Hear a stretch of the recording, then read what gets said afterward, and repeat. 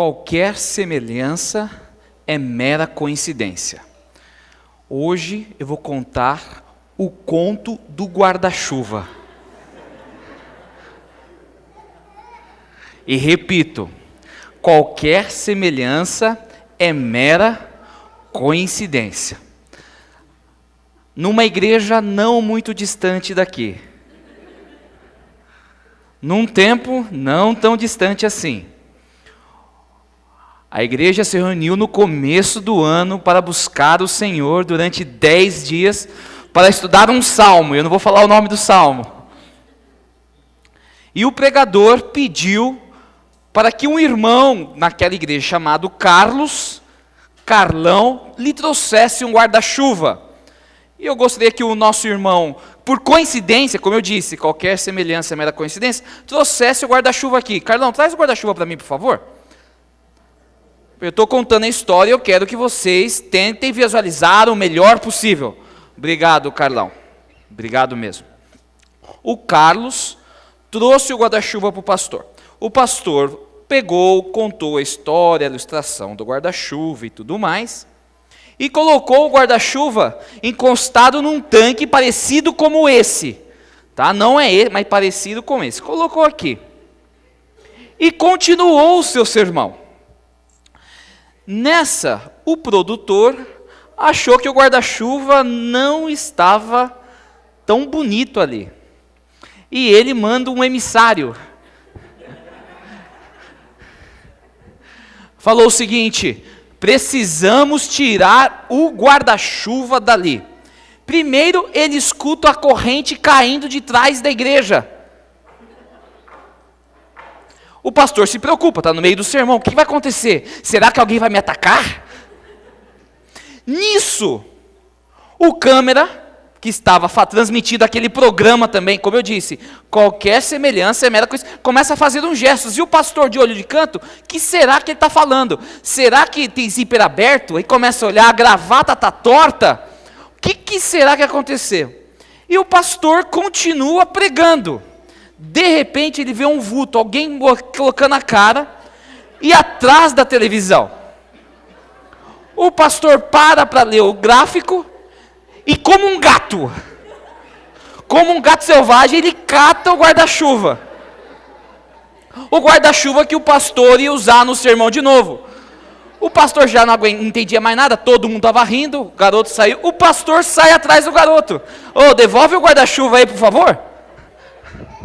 Ele traz o guarda-chuva, põe de volta no lugar, põe no chão dessa vez, e fala: Everton, produtor, deixa eu pregar quieto. E só para vocês terem noção, por algum motivo nós conseguimos cenas desse ocorrido. E como eu disse, qualquer semelhança é mera coincidência. 1 minuto do que ocorreu nessa igreja, que eu não vou falar onde, nem quando e nem como. Dá uma olhadinha, vê se não foi mais ou menos isso. Eu não deveria amar? Eu não deveria amar? O que está acontecendo aqui? Vocês estão me atrapalhando aqui já. Ô, seu Everton, vamos tomar conta aqui, deixa eu pregar tranquilo, tá bom? Desprezar? Eu não deveria amar? Não é este o mandamento que Deus nos deixou? Lá no livro de João, no capítulo 15, verso 12, nós lemos o seguinte: o meu mandamento é este. Traz o guarda-chuva aqui. Cadê o guarda-chuva? Traz o guarda-chuva aqui, por favor. Obrigado. Eu estou pregando, quem prega aqui sou eu e está mandando aqui sou eu. E o guarda-chuva vai ficar aqui. Gostem ou não gostem. Tá bom? Você que estava em casa e que sabe não entendeu o que ocorreu ontem, esse foi o conto do guarda-chuva. Como toda noite a gente escolhe uma história para contar, uma história para quebrar o gelo, falei que história é melhor do que aquilo que havia ocorrido ontem. Mas lembrando, qualquer semelhança é mera coincidência. Uma boa noite. Boa noite para você que está nos acompanhando, aonde você estiver. Nós temos recebido muitos recados, eu agradeço aquelas pessoas que mandam mensagens, pedem oração. Quero mandar um abraço grande lá para a Rebequinha, para a Olivia e para a Mari que estão nos assistindo do Canadá, o Adaltinho, a Jennifer, o Hamilton, a Viviane e o Guilherme lá nos Estados Unidos também. Todos os nossos amigos, aonde você estiver, que Deus possa te abençoar. E uma boa noite para você que está aqui. Eu poderia ver aqueles que são membros da Igreja do Bosque aqui. Vocês poderiam ficar em pé nesse momento? Deixa eu dar uma olhadinha. Hoje a Igreja do Bosque é responsável pelo programa. Obrigado por ter vindo. Muito obrigado mesmo. E vocês podem se sentar neste momento. Se vocês quiserem ficar em pé, vocês podem também, mas... Como a nossa igreja nave aqui, a nave mãe, né, desse programa, Convidados de Deus, não comporta todo o distrito, nós estamos transmitindo. O Bosque passou os cultos de quarta, de domingo, no próximo domingo ela vai passar o programa daqui. E cada noite nós temos uma igreja, e só faltou a igreja do Jatobá, que vem amanhã, né? Já tivemos Cruzeiro do Sul ontem, tivemos o Parque Interlagos, já tivemos Paraibuna, né? Já tivemos quem mais? Dom Pedro também veio, né? Veio, então tá bom. E nós estamos aqui para estudar o Salmo? O Salmo? O Salmo 15 que começa com uma pergunta muito importante. Salmo 15, verso 1, nós lemos o seguinte: quem, Senhor, habitará no teu? Quem há de morar no teu santo? O Salmo 15 apresenta uma das principais perguntas que pode haver. Senhor, quem é que vai morar contigo? Quem estará contigo nos céus? E os 4 versos que se seguem, porque esse salmo apenas tem 5 versos, apresentam quantos itens? 10. Quantos itens? 10 itens. 5 positivos e 5 negativos. 5 coisas a fazer e 5 coisas a evitar. E algumas pessoas, ao olharem tal texto, começam a se questionar: será que Deus está dando uma lista de coisas para alcançar a salvação? Eu lembro que quando eu terminei a minha faculdade e fui aplicar para o meu mestrado, eu tive que cumprir certas exigências. E se eu não cumprisse tais exigências, eu não poderia adentrar e continuar o meu estudo. E algumas pessoas pensam que o Salmo 15 é uma lista de coisas que, se você completar, você ganha a salvação. Mas a Bíblia é clara que a salvação, ela é exclusivamente dada e oferecida por Cristo Jesus. Não há nada que o homem possa fazer ou deixar de fazer para que possa se salvar. A salvação é um presente de Deus, ponto. E nós vemos isto em mais um texto que a cada noite nós lemos, Marcos 10, 26 e 27. Eles ficaram sobremodo maravilhados, dizendo entre si: então, quem pode ser salvo? Jesus, porém, fitando neles o olhar, disse: para os homens é impossível, contudo, não para Deus, porque para Deus tudo é possível. E nós citamos esse texto tantas vezes, mas nós precisamos entender que aqui está falando desse texto sobre a salvação. E o texto é claro, as palavras de Jesus nos afirmam: o homem por si próprio não consegue alcançar a salvação. É algo impossível. Mas para Deus tudo é o quê? Possível. De certa maneira, Martim Lutero, quando disse: quando eu olho para mim, eu não sei como eu posso me salvar, mas quando eu olho para Cristo, eu não sei como posso me perder. É mais ou menos isto. Mas o que nós precisamos compreender é que quando a graça de Deus, a salvação bate à porta do nosso coração e nós aceitamos e abrimos, Deus nos concede poder para vivermos uma vida mais semelhante a Ele.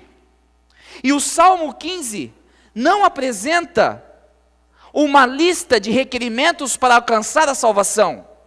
O Salmo 15 apresenta uma lista de características, de atributos daqueles que já foram salvos, daqueles que começaram a caminhar com Deus, daqueles que entregaram a sua vida a Jesus. E nesta noite nós vamos continuar a nossa jornada no Salmo 15. E eu quero convidar a Luísa, que vem aqui na frente, porque a Luísa hoje vai recitar o Salmo 15, representando a igreja do Bosque dos Eucaliptos. E a Luísa é muito especial porque ela é nossa diaconisa mirim, lá da igreja do Bosque, foi votada pela comissão, apareceu na folha. Vem aqui pertinho do pastor, Luísa. Isso. E a Luísa foi a primeira garota princesa que eu batizei aqui no distrito do Bosque. Então, para mim é uma honra ter a Luísa aqui. Ela é pequenininha, mas é sabida essa menina. É sabida. Luísa, você lembra como que é o Salmo 15? Então fala para nós. Senhor, quem habitará no teu santuário? Quem poderá morar no teu santo monte? Aquele que anda sinceramente, pratica a justiça e fala a verdade no seu coração, que não usa a língua para difamar, que nenhum mal faz ao seu semelhante, que não lança calúnia contra o seu próximo, que rejeita aquele que merece desprezo, mas honra que temem ao Senhor, que cumpre a sua palavra mesmo quando sai prejudicado, que não empresta seu dinheiro visando lucro, nem aceita suborno contra o inocente. Quem assim procede nunca será abalado. Amém. Olha que coisa linda, hein? Obrigado, Luísa. Deus abençoe, tá bom? Olha que coisa linda, né? Cada noite há uma bênção com esses teens, né? Não pode chamar mais nem de adolescente, né? Eles ficam bravos. Não, pastor, não sou adolescente, né? Os teens, né? Eles recitando o Salmo 15. E hoje, para tentar responder a pergunta do verso 1, que diz o seguinte: quem, Senhor, habitará no teu? Quem há de morar no teu santo? Nós vamos estudar a última parte do verso 4, que diz o seguinte: o que jura com dano próprio e não se... Mas para buscarmos neste momento a orientação de Deus e a compreensão para o estudo desta parte do Salmo 15, vamos buscar a Deus novamente em oração. Incline sua cabeça. Pai, obrigado porque adentramos nas santas horas do sábado. Obrigado porque nos reunimos aqui na igreja de Dom Pedro II, em São José dos Campos, para refletirmos e meditarmos na Tua palavra. Que o Senhor possa nos abençoar. Abençoar também aqueles que nos acompanham, aonde eles estiverem.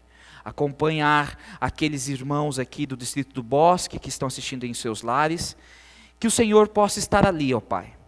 Que o Santo Espírito possa estar conduzindo e iluminando. Senhor, que o Senhor possa me esvaziar neste momento e conduzir os pensamentos e as palavras, para que o seu nome possa ser exaltado. Tudo isso nós lhe pedimos em nome de Cristo. Amém, Senhor. Amém. Um dos grandes homens da humanidade, que impactou muito a minha vida, porque eu, quando adolescente, li muito dos livros dele, foi esse senhor chamado Booker Washington. Ele nasceu nos Estados Unidos, nasceu no dia 5 de abril de 1856, e ele morreu no dia 15 de novembro de 1915. E se não me falha a memória, esse foi o dia da fundação do NASP Campus, ou Camp 1, o VLAE, 15 de novembro de 1915. Booker Washington, ele nasceu enquanto a escravatura, ou a escravidão, nos Estados Unidos ainda predominava. Mas ele que não teve oportunidade de estudar, de ter recursos, ele foi uma pessoa muito idealista, e buscou tentar fazer a diferença mesmo naquelas circunstâncias. Ele chegou a ser conselheiro do presidente americano, e diretor depois de uma instituição de ensino para os afro-americanos nos Estados Unidos. O legado dele na história americana é muito grande. Ele deixou várias frases famosas e frases que marcaram a minha adolescência, como a frase que diz o seguinte: aprendi que não se deve medir o sucesso pela posição que a pessoa alcançou na vida, mas pelos...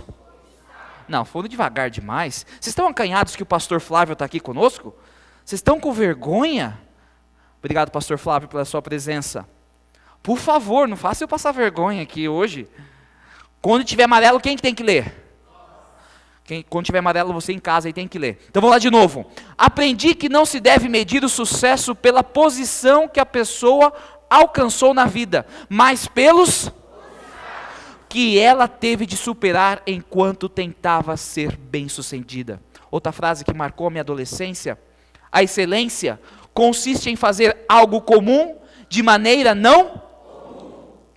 E uma outra frase que eu amo dele é a que diz o seguinte: se você deseja levantar-se, levante outra pessoa. Olha que homem de sabedoria.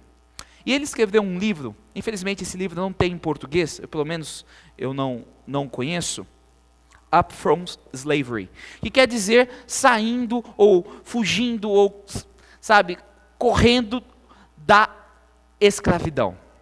E nesse livro, ele conta de um senhor afro-americano, que 3 anos antes de ser proclamado a emancipação, ou seja, onde os negros teriam o direito de ser livres, ele fez um acordo com o seu dono. E o acordo era o seguinte: que ele pagaria uma certa quantia para que ele pudesse comprar a sua liberdade. E ele ficou sabendo que num outro estado, nos Estados Unidos, estava pagando mais. Então ele prometeu para o seu dono: eu vou lá trabalhar para levantar dinheiro mais rápido para eu comprar a minha liberdade. E ele saiu de lá. Ele saiu e foi para Ohio. Quando ele chegou em Ohio e começou a trabalhar, e lá o salário era mais alto, depois de alguns anos, ou melhor, 2 anos, foi emancipado os negros, os escravos, os afro-americanos. E naquele momento ele estava liberto. Mas no momento que foi declarado a emancipação, ele devia naquela época cerca de $300 para o seu dono. Mas ele tomou uma decisão. Ele sabia que não precisava pagar. A liberdade já tinha sido proclamada, mas ele havia dado a sua palavra. E depois de alguns anos, ele retornou à casa do seu dono e pagou tudo o que lhe devia com juros e correção monetária. E ele foi até o Instituto de Booker Washington e disse: eu não me sentiria livre enquanto não pagasse e cumprisse a minha promessa. Ele não precisava pagar, mas ele havia dado a sua palavra. E a Bíblia nos diz, no Salmo 15, verso 4, que aquela pessoa que aceitou a graça de Deus e foi transformada pela graça de Deus, ela irá valorizar a sua palavra. Por isso, a Nova Versão Internacional traduz Salmo 15, verso 4 da seguinte maneira: quem mantém a sua, mesmo quando sai prejudicado. Nós vivemos numa sociedade de palavras vazias. Nós vivemos numa sociedade onde palavras são ditas e não são cumpridas. Nós vivemos numa sociedade onde palavras feitas num altar perante Deus são trocadas por um mero prazer momentâneo. Parece que não valeu nada tudo aquilo.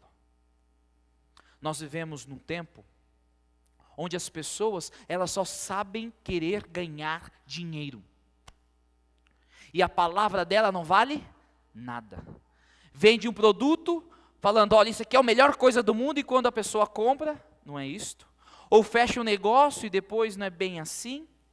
Eu lembro meu avô contando, quando eu era pequeno, que na época dele não tinha contrato, não tinha, sabe, advogados assim. Era tudo o quê? Na palavra e no aperto de mão. E hoje, mesmo com contratos, advogados, as coisas não ocorrem.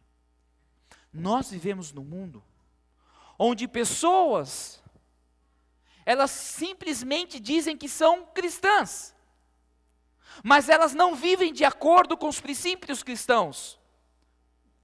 Pessoas que só prometem, mas não falam.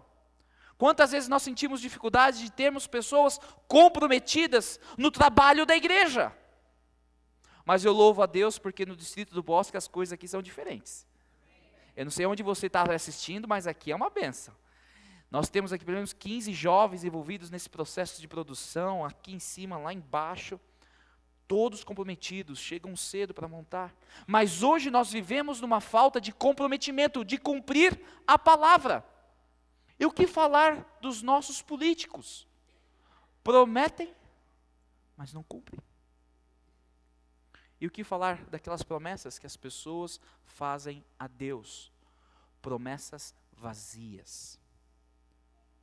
Comentando sobre Salmo 15, verso 4, um teólogo, William Taylor, disse o seguinte: o homem correto leva a sério os seus compromissos solenes, embora as circunstâncias se tenham alterado desde que ele fez o juramento, para sua desvantagem. Eu aqui nem estou falando em juramento, porque essa parte ficou mais difícil ainda, porque a pessoa não consegue nem cumprir a palavra que dá, não consegue manter as promessas que fez, não consegue guardar aquilo que falou. Mas a Bíblia diz que aquele que foi transformado pela graça de Deus será aquela pessoa que aceita e que vive a palavra que vive, ou que proferiu, mesmo que venha a haver alguma perca. A questão de juramento não é algo novo. Antes mesmo da Bíblia ser escrita, o juramento, os votos, as promessas faziam parte da cultura da Mesopotâmia, cultura na qual a Bíblia foi escrita. E se você olhar em Gênesis capítulo 15, você vai se deparar com uma situação. Deus, ele aparece para Abraão e fala: Abraão, eu vou fazer de você o pai de grandes nações. Eu sei que você ainda não tem filhos, mas você terá um herdeiro. E mais uma coisa, Abraão, deixa eu fazer uma outra promessa para você. Você vai ter muita terra. Aí Deus pede algo para Abraão. Deus pede que Abraão pegue alguns animais e os parta ao meio. Deus pede que Abraão pegue aqueles animais e os parta ao meio. E nós que lemos hoje, nos dias de hoje, este relato, talvez nós não entendamos o que a Bíblia está dizendo, mas o que Deus está fazendo ali é uma promessa, é um contrato, é um juramento. Naquela época, na Mesopotâmia, naquele período, as pessoas quando iam fechar um acordo, uma das formas de contrato era dessa maneira: eles pegavam animais, dividiam os animais ao meio, e as duas pessoas proferiam aquilo que eles estavam acordando ou acertando, e aquelas pessoas do contrato passavam no meio dos animais que estavam abertos, divididos ao meio, simbolizando o seguinte: se eu não cumprir a minha parte, se eu não for fiel à minha palavra, se eu me olvidar daquilo que nós acertamos hoje, você pode fazer comigo aquilo que ocorreu com os animais, ser partido ao meio. Isso era uma forma de juramento, um contrato. E nós lemos no verso, lá o verso 17, o seguinte de Gênesis 15, 17. E sucedeu que posto o sol, houve escuridão, e eis um forno de fumaça e uma tocha que passou por meio daquelas metades. Olha que interessante que aqui aconteceu. Deus pega de algo conhecido pelos homens, usado por aquelas pessoas daquela região, e usa com Abraão. E esta tocha de fogo, esta fumaça, era a presença de Deus. Deus passando no meio daqueles animais, dizendo o seguinte: se eu não cumprir com o que eu estou te prometendo hoje, que é um filho, uma descendência e terra, que ocorreu com esses animais, possa ocorrer comigo. Mas no contrato, os dois têm que passar. Os dois que estão acordando. Sabe o que é interessante? Deus não pede para Abraão passar. Só Deus passa entre esses animais, dizendo: eu vou cumprir o que eu falei, mas eu sei e não quero obrigar que você passe aqui, porque talvez você não vai cumprir com a sua parte. Mas os juramentos eram algo conhecido e praticado pelas pessoas. Mas infelizmente eles foram distorcidos no decorrer do tempo. E quando Jesus esteve na terra, principalmente no Sermão da Montanha, Cristo teve que ampliar essa ideia do juramento, ou das promessas, dos concertos. E Jesus no Sermão da Montanha, a partir do verso 33, ele começa a declarar, a ampliar o conceito do juramento. Em Mateus 5,33 nós lemos o seguinte: vocês também ouviram o que foi dito aos seus antepassados, não jurem falsamente, mas cumpra os juramentos que você fez diante do Senhor. Jesus remete os seus ouvintes a palavras que eram conhecidas, aos ensinamentos dos escribas, ensinamentos esses que saíram lá de Moisés, retratados em Levítico 19, 12 e Números 30, verso 2. Que as pessoas deveriam cumprir o seu juramento. Só que os judeus começaram a classificar os julgamentos de acordo com o objeto sobre o qual eles juravam, ou no qual os juramentos eram feitos. Então, naquela época, os judeus falavam o seguinte: olha, eu juro pelo céu, olha, eu juro pela terra, olha, eu juro pela uma parte do meu corpo, pelo templo, pela minha esposa, pela minha família, e eles escolhiam algo. Mas o que as outras pessoas não sabiam ao redor, é que, a não ser que o judeu jurasse em nome de Deus, ele não precisava cumprir, na sua visão, o juramento, a promessa. Então, se ele jurasse em nome do céu e da terra, ele estava dizendo de forma polida: eu não vou cumprir o que estou dizendo, só quero ganhar e tirar o proveito neste momento. Ao ponto que um rabi, filósofo, chamado Moisés Maimônides, ele escreveu o seguinte: se alguém jura pelo céu, pela terra, pelo sol, não é o quê? Só é juramento, só posso cumprir se eu jurar ou falar em nome de Deus. E qual que é o problema de toda essa filosofia? É que os judeus começaram a desenvolver uma forma imoral de desonestidade. Eles não eram sinceros nas suas palavras. Eles mentiam, falavam da boca para fora. E foi este ponto que Jesus censurou. Muito mais do que falar você não pode jurar, Jesus está dizendo o seguinte: você não pode faltar com a verdade. Você não pode prometer e não cumprir. Por isso Jesus termina a sessão do Sermão da Montanha, no verso 37, dizendo o seguinte: seja o seu sim, sim, e o seu não, não. O que passar disso vem o quê? Você não é obrigado a prometer, mas se prometer, cumpra. Eu vou repetir: você não é obrigado a prometer, mas se prometer, cumpra. Jesus, no Sermão da Montanha, está apresentando um retrato do cidadão do reino dos céus. Alguns especialistas e estudiosos da Bíblia dizem até que Jesus baseou o Sermão da Montanha no Salmo 15. Bem, quem sabe um dia quando a gente chegar no céu a gente pode perguntar para ele. Mas o que Jesus está fazendo e falando aqui, ele está mostrando como um cidadão do reino do céu se porta, se comporta, como ele age.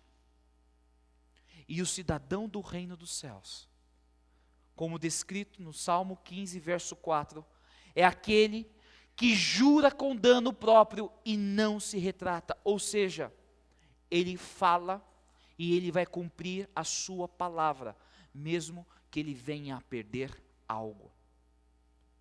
E sabe o que é interessante? Sabe o que me fascina na palavra de Deus? É que a palavra jurar aqui, ou prometer, o conceito dessa palavra, que é apresentado aqui no Salmo 15, no verso 4, ela vem de uma palavra em hebraico, que é chavé. Eu sei que tem um B aqui, mas você fala como se fosse som de V. Igual mais ou menos no espanhol, né, pastor? Mais ou menos isso, né? Chavé. E esta palavra é a raiz da palavra para 7 e também da palavra sábado. Ou seja, sagrado, santo, perfeito. Então, o que Deus está dizendo para mim e para você é que a sua palavra, ela precisa ser sagrada. A sua promessa precisa ser perfeita. Aquilo que você fala precisa ser sério. Deus está dizendo que os filhos que nasceram do céu, que aceitaram a salvação de Cristo, começam a se comportar como Cristo. Aquele que não muda. Aquele que sempre profere a verdade. Aquele que é fiel no que fala. E a Bíblia tem várias admoestações para nós. Em Provérbios 20, verso 25, diz o seguinte: pense bem antes de prometer alguma coisa pois você poderá se arrepender depois. Lá no livro de Eclesiastes, verso 5, de 3 a 5, na versão da Bíblia de Jerusalém, nós lemos o seguinte: se fazes uma promessa a Deus, não tardes em cumpri-la, porque Deus não gosta dos insensatos. Cumpre o que? Mais vale não fazer uma promessa do que fazê-la e não cumpri-la. Não deixes que a boca te leve ao pecado. Quando Deus, Ele diz para nós, fale a verdade, cumpra o que você prometeu, seja fiel, Ele está simplesmente dizendo o seguinte: eu quero que você seja igual a mim. Eu quero que as pessoas, quando olhem para você, possam me ver.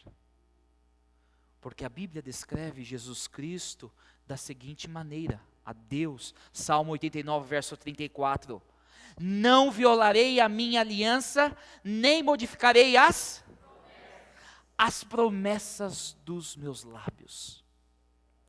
Olha que coisa linda. Isso quer dizer que quando Cristo diz para você e para mim, não se turbe o vosso coração. Credes em Deus, crede também em mim. Na casa de meu pai há muitas moradas, e se não fosse assim, eu vou-lo teria dito. E vou preparar-vos e quando eu for e vos preparar um lugar, quando ele faz essa promessa, ele está dizendo, eu não vou quebrá-la, eu vou cumpri-la. Amém? Quando Deus nos promete que ainda que ande pelo vale da sombra e da morte, não temerei mal algum, porque tu estás comigo, porque a tua vara e o teu cajado me acompanham, nós podemos confiar em tal promessa, porque o nosso Deus não muda. Hebreus nos diz que Jesus é o mesmo ontem, hoje e o quê? E sempre. Malaquias nos diz que Deus não muda. Tiago nos diz que não existe sombra de mudança em Deus. quando Jesus diz para mim e para você: vinde a mim, todos que estáis cansados e sobrecarregados, e eu vos aliviarei. Ele está dizendo o seguinte: toda vez que você me procurar, você vai achar conforto e descanso. Deus não muda. Aquilo que Ele fala, Ele cumpre. As promessas que Ele te fez, Ele cumprirá. E que promessa que eu aguardo? A promessa da volta de Cristo Jesus. Como eu anseio aquele dia que soará a trombeta de Deus, e os mortos em Cristo ressuscitarão primeiro, e depois nós, os vivos, os que ficarmos, seremos arrebatados junto com eles, para o encontro do Senhor nos ares. Deus vai cumprir a sua promessa, e Ele quer que os seus filhos, aqueles que aceitaram a salvação de Cristo Jesus, que estão nesta caminhada para o céu, que estão sendo transformados passo a passo, também possam valorizar aquilo que falam, falando só a verdade e cumprindo aquilo que proferem. E a Bíblia, no Salmo 15, verso 5, termina da seguinte maneira o texto: quem deste modo procede não será jamais abalado.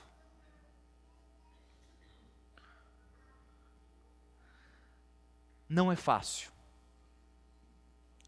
Não é fácil cumprir o que falamos, mas é possível. E como filhos de Deus, como pessoas que aceitamos a graça de Cristo, que fomos salvos, que somos salvos a cada dia, nós precisamos viver, parecer mais com Ele. Não porque eu quero, porque tanto querer como efetuar pertence a quem? A Deus. Querido irmão,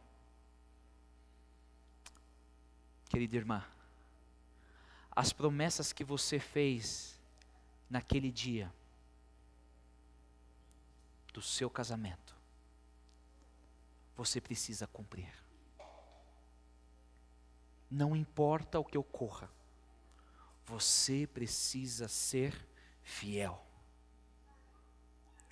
O divórcio nunca foi plano de Deus. Vou repetir, talvez você não entendeu. O divórcio nunca foi plano de Deus. Deus permitiu por causa da dureza de coração.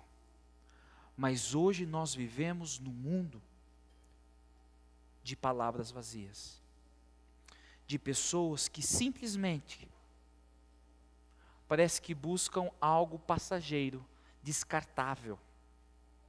Enquanto me serve, eu estou. Quanto não me serve mais, eu não quero mais. Não existe uma família feliz, um casamento feliz, sem muito suor, sem muito trabalho. Os problemas no casamento não devem nos separar. Separar assim, não assim, né? Não devem nos separar, mas devem nos unir. Eu lembro que quando eu cheguei no Canadá com a Rebequinha, e ela está me assistindo agora, quão difícil foi para nós começarmos do zero, não termos família, nós não termos uma igreja como a igreja no Brasil, que se preocupa com seus obreiros. Nós ficamos 2 anos sem termos um carro. E lá na América, ficar sem carro é horrível.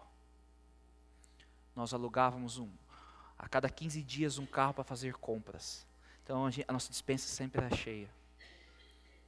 Minha esposa acordava às 5 horas da manhã, 4:30 da manhã, para pegar um ônibus abaixo de menos 20 graus. voltava muitas vezes meia-noite, no inverno rigoroso do Canadá. Passava 2 meses e nós comprávamos algo. Eu lembro que a primeira coisa que nós compramos, e demorou, porque o salário lá era bem baixinho, e ainda falaram esses dias aí que o pastor aqui no Brasil ganha 10 mil reais. Oh meu Deus, misericórdia. Cada mês a gente comprava uma coisa.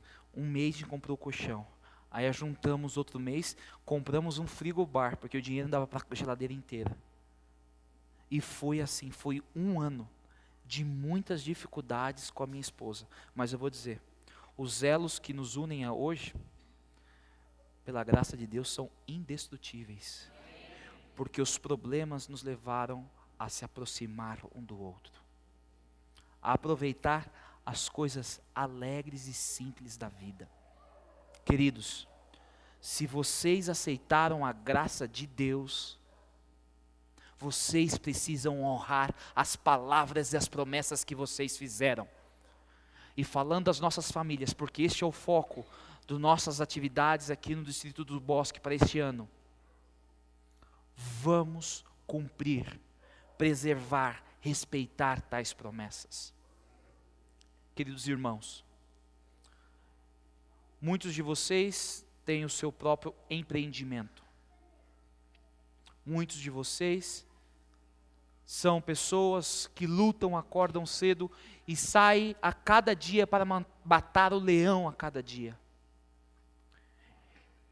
Não é fácil. Mas se você usar de desonestidade, se você não se comportar como um cristão, as coisas ficarão mais difíceis para você. Você precisa ter uma palavra. Não importa o que ocorra, você, querido irmão, precisa dar o exemplo no seu procedimento. Você não pode prometer algo que você não pode cumprir. E se você prometer, cumpra. O que nós estamos falando aqui é muito sério. E mais do que isso, irmãos, se você se chama e se considera um cristão, você precisa ser um missionário na causa de Deus. Todo cristão nasce no reino do mundo, do reino de Deus, como um missionário. Não adianta, pastor, eu venho aqui de sábado pela manhã, dou minha oferta e pronto. Eu estou muito cansado, tenho que descansar, alguma coisa desse tipo. Irmãos, vamos pregar o Evangelho, porque eu creio que nosso Deus está prestes a se manifestar nas nuvens dos céus, amém? Amém.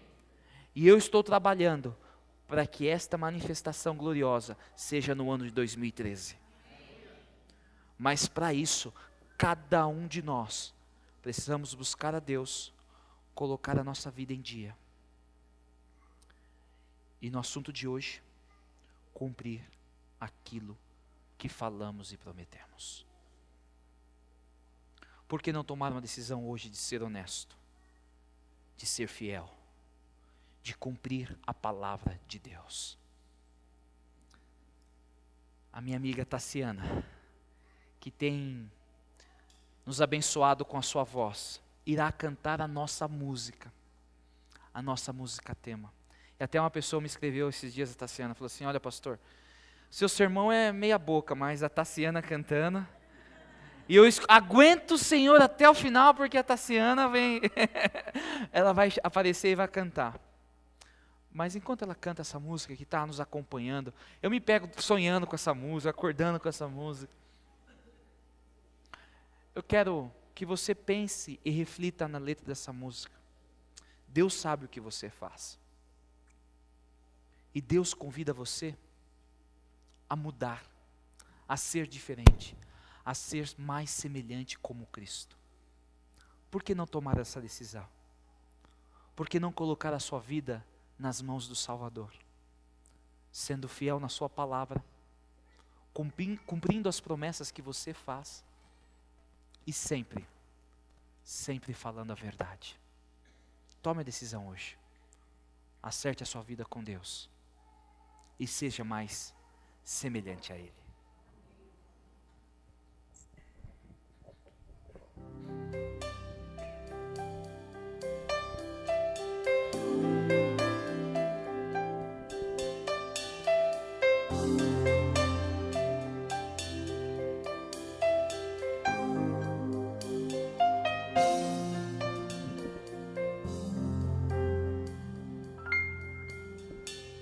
Meu Deus habita acima das estrelas, honrado pelos anjos, seu nome tem poder. Reina sobre todo o universo, em sua autoridade rege as nações.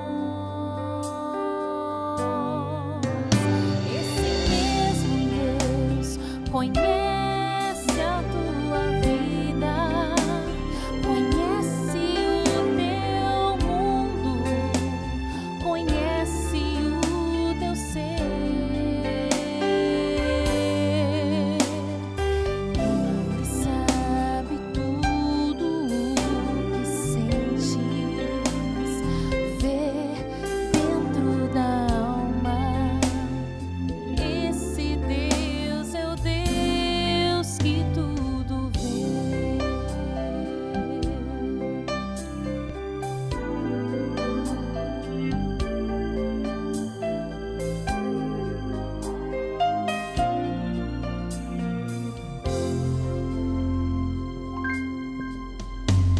Meu Deus habita além do infinito, também está bem perto do teu coração.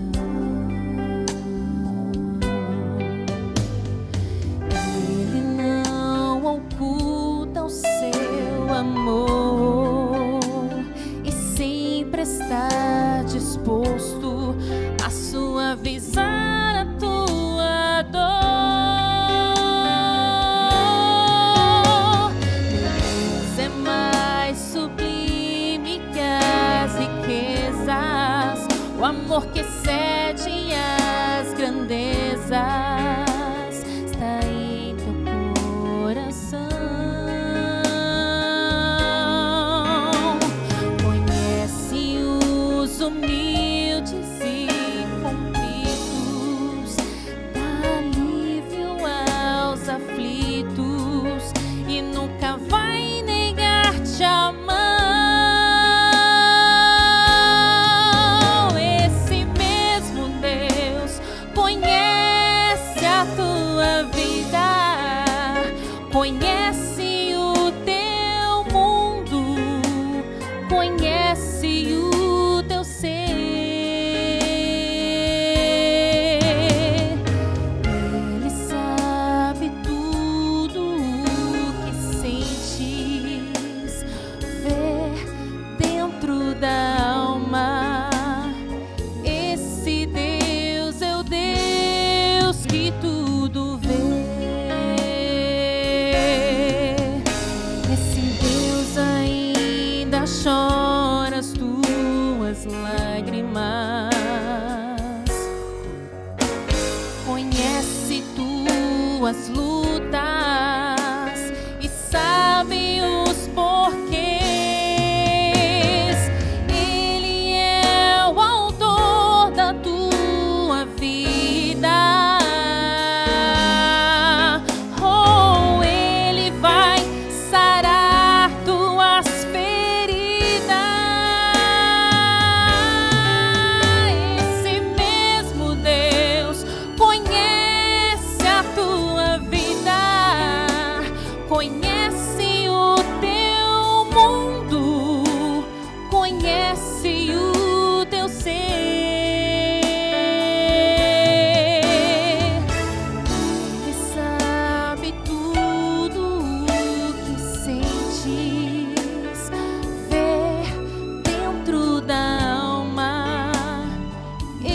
Se Deus é o Deus que tudo vê.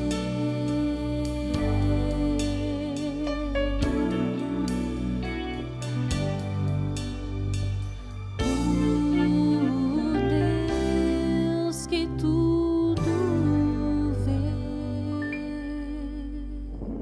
Amém. Vamos orar.